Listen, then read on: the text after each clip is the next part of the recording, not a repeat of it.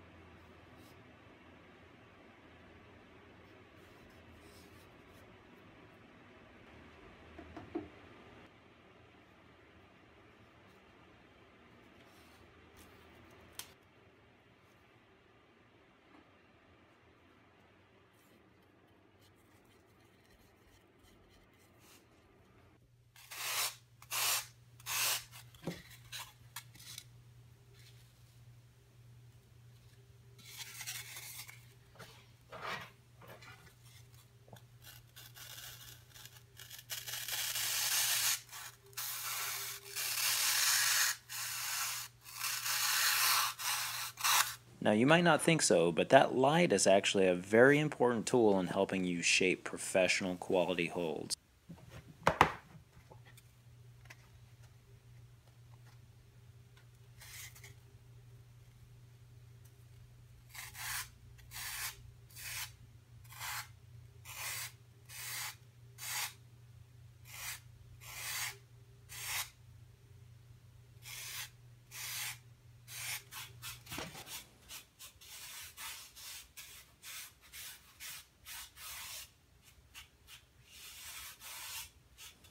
After you carve your basic shape, a lot of time is spent right here putting those final tweaks and adjustments on your hold.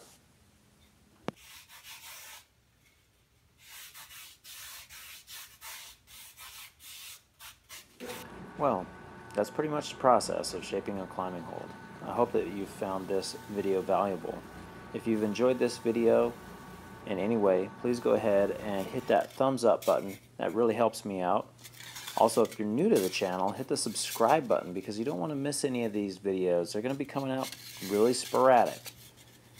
If you're trying to learn how to shape climbing holds, I hope this has raised some questions in your mind. Comment below so I can answer those in person.